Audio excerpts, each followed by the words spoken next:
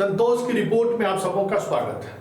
और आज हम संतोष की रिपोर्ट में चर्चा करने जा रहे हैं कि हरियाणा विधानसभा चुनाव का जो परिणाम आया है, उस परिणाम को देखने के बाद एक खास ट्रेंड समझ में आ रही है कि जहां भी जिस स्टेट में रूलिंग कास्ट रहा है या जिस कास्ट की सत्ता में ज़्यादा समय तक भागीदारी रही है, उस कास्ट को लेकर समाज में एक अलग तरीके की धारणा बनी हुई है।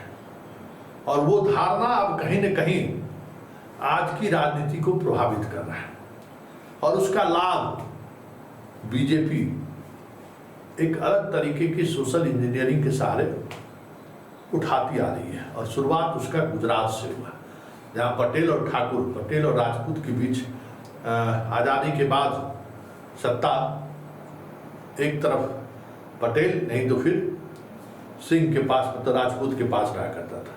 मोदी ने उस पूरे चेन को बदल डाला और आज स्थिति यह है कि दोनों वहाँ का रूलिंग कास्ट हाशिए पर है और आज तक वापसी नहीं हुई है।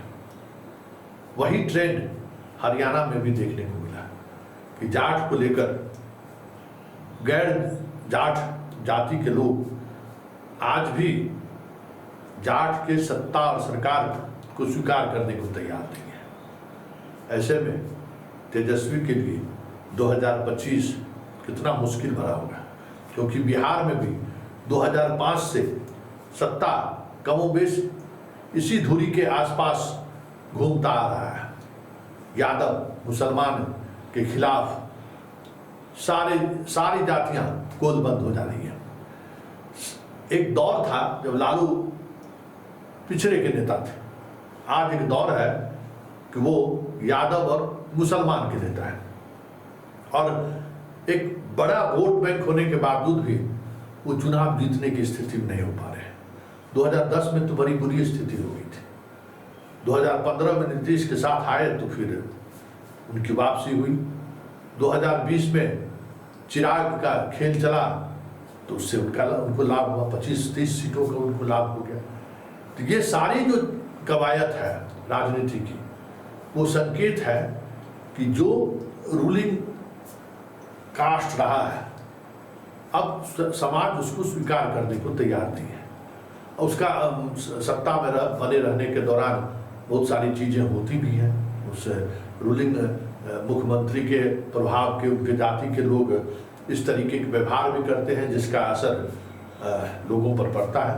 एक दौर में बिहार में जगन्नाथ मिश्रा के शासनकाल में भी ब्राह्मणों को लेकर ऐसी ही भावना उत्पन्न हुई और उसके बाद जब वो राजनीति के मुख्य धारा से बाहर निकले, आज तक मुख्य धारा में नहीं लौट पाए।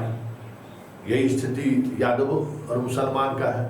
लालू के साथ वो जिस 2005 के बाद फिर उनको सत्ता का स्वाद नहीं मिला है। ऐसे में 2025 में तेजस्वी का क्या भविष्य दिख रहा है, या यूँ कहें कि 2025 को लेकर अभी से ही अगर बात करें तो तेजस्वी को लेकर कितनी उम्मीदें की जा सकती हैं, क्योंकि हरियाणा के ट्रेंड जता दिया है।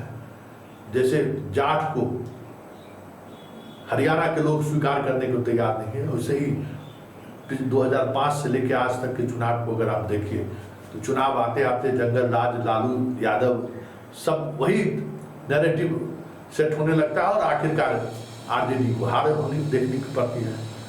इस ऐसे में तेजस्वी के सामने कितनी बड़ी चुनौती है। हरियाणा के परिणाम के बाद क्या वो अपनी राजनीति बदलने की स्थिति में है, क्या एक बड़ा सवाल है। क्योंकि इसी राजनीति में अखिलेश ने अपना चेहरा बदला और 2024 के लोकसभा चुनाव में अपने परिवार के यादवों को छोड़कर दूसरे किसी यादव को उन्होंने टिकट नहीं दिया। दूसरे कास्ट को जोड़ने की कोशिश उन्होंने की। हालांकि बिहार में तेजस्वी ने भी कुशवाहा को जोड़ने की कोशिश की, लेकिन वो प्रयोग पूरी तौर पर सफल नहीं हुआ। एक सीट का लाभ उनको मिला, लेकिन पूरे बिहार में उसका लाभ मिलता हुआ दिख नहीं रहा है। तो क्या उम्मीदवारों के सहारे तेजस्वी 2025 साधने की कोशिश करेंगे कि ज़्यादा से ज़्यादा यादव और मुसलमान के अलावा जो दूसरी जात हैं उन जात के लोगों को टिकट दें और यादव और मुसलमान का उनको समर्थन उसी तरीके से मजबूती के साथ दिलाने में कामयाब हो जाए जिस तरीके से यादव और मुसलमान उम्मीदवार के साथ जिस तरीके से दोनों कास्ट खड़े रहते हैं। ये क्षमता लालू परिवार में है, लेकिन इसके लिए जिस तरीके की राजनीति होनी चाहिए या जिस स्तर पर राजनीति होनी चाहिए वो आज भी नहीं दिख रहा है। आप यूपी में देखिए, उनके प्रवक्ता से लेके फ्रंट लाइन में जो भी पॉलिटिशियन है, एक भी यादव को लेकर अखिलेश नहीं चलते हैं। लेकिन बिहार में अभी भी शक्ति यादव इनका मुख्य प्रवक्ता है। जो एक छवि बदलने की जरूरत है, उस छवि से आज भी लालू परिवार अपने आप को दूर नहीं कर पाया है।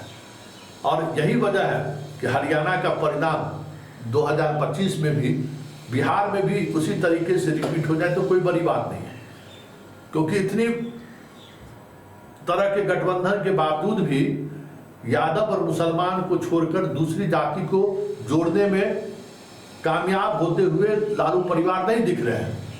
कांग्रेस में भी वो बातें नहीं हैं जो कांग्रेस के जो उम्मीदवार हैं उस उम्मीदवार के सहारे वो सिर्फ मुसलमान को ही एकजुट कर पा रहे हैं। इसके अलावा अन्य जातियों को वो उस तरीके से एकजुट नहीं कर पा रहे हैं।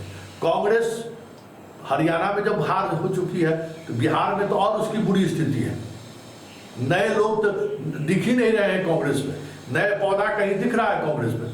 किसी दल से लाए हुए लोगों को टिकट देके चाहते हैं कि हम खड़े हो जाए, कार्यकर्ता नहीं है, कोई बेस नहीं है। तो फिर कांग्रेस से भी जो सपोर्ट मिलना चाहिए था राज्य का, वो स्थिति बिहार में नहीं है। माले सीपीआई सीपीएम की वजह से कास्ट का बैरियर जरूर टूटा है, दलितों का वोट आरजेडी के करीब जरूर आया है। लेकिन जहां इन तीनों पार्टी के अपने उम्मीदवार हैं वहां जितनी वोटें ये लोग कलेक्ट करने में कामयाब हो जाते हैं, दूसरे जगह पर आरजेडी के साथ माले के कार्यकर्ता भी सहज नहीं दिखते। एक बड़ा सवाल है और एक बड़ी चुनौती भी तेजस्वी के साथ। आज तेजस्वी फिर अपने कार्यकर्ताओं के सम्मान समारोह में निकले हैं, उन्हें सम्मानित करने निकले हैं। लेकिन जब तक यादव मुसलमान को छोड़कर दूसरी जाति को वो जोड़ने में कामयाब नहीं हो पाते हैं, तब तक हरियाणा का रिजल्ट बिहार में भी दोहराता रहे तो कोई बड़ी बात नहीं है। वैसे अभी वक्त है, कई तरह की उठापटक बिहार की राजनीति में होनी बाकी है, क्योंकि नीतीश जिस मानसिक दौर से गुजर रहे हैं उस स्थिति में 2025 के चुनाव तक नीतीश कुमार को किस तरीके से चुनाव के मैदान में दिखाने की कोशिश बीजेपी करती है, ये भी महत्वपूर्ण है। क्योंकि इस पर हरियाणा के परिणाम से जैसे कांग्रेस को झटका लगा है, बड़ी जबरदस्त झटका लगा है, उसी तरीके से हरियाणा के चुनाव परिणाम से बीजेपी बहुत उत्साहित भी है।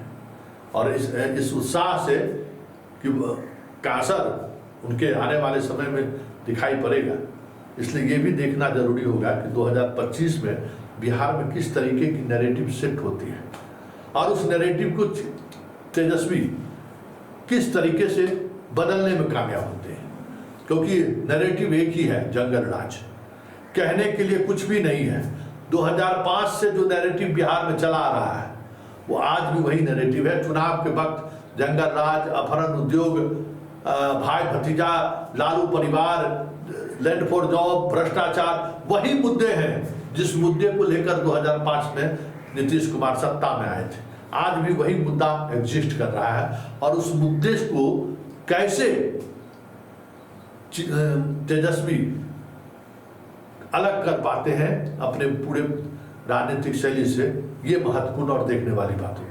क्योंकि ये मुद्दा यही रहेगा और इस मुद्दा से ध्यान या इस मुद्दे की वजह से जो लोगों के जहन में लालू राज को लेकर जो एक कल्पना होती है, क्योंकि एक पूरा जनरेशन बदल गया फिर भी लोगों के जहन में है, तो वो जहन में जो लालू राज का जो एक भय का जो एक माहौल बनाने की कोशिश चली आ रही है, जो दिखाने की कोशिश हो रही है, वो तेजस्वी कैसे बदलते हैं, ये बड़ी महत्वपूर्ण बात होगी। और जब तक उस माइंडसेट में बदलाव नहीं होगा, हमें नहीं लगता है कि 2025 में कुछ नया बिहार में होने वाला है। ऐसे में हरियाणा के चुनाव के परिणाम से तेजस्वी कितने सीख लेते हैं, ये देखने वाली बात होगी। क्योंकि हरियाणा का हार यह चीख चीख कर कह रहा है कि जो रूलिंग जाति है, जो रूलिंग कौम है, जो रूलिंग कम्युनिटी है, जनता अब उसको स्वीकार करने को तैयार नहीं है। अब जनता कुछ अलग तरीके की राजनीति देखना पसंद कर रही है, क्योंकि उनके राज्य में भी कुछ ऐसी स्थिति बनी, कुछ ऐसी चीजें आई जिनको लेकर वो आहत थे, और उस आहत का जो जख्म है वो बार बार कहीं न कहीं चुनाव आते आते हरा हो जाता है, और उसका असर चुनाव पर के बाकी मुद्दों, तमाम मुद्दे गौन पड़ जाते हैं और वो मुद्दा सामने आता है।